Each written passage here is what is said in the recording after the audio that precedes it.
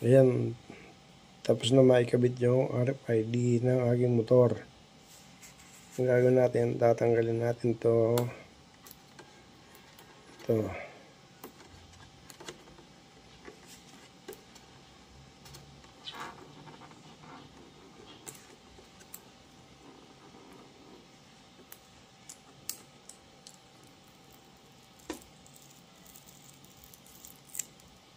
Yun.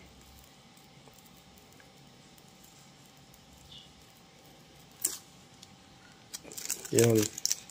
So, kailangan tanggalin natin to. Kasi lahat ng details ng ating motor nandito. Nandyan lahat ng details ng ating motor. Yung chassis number natin na record dito. Wala dito.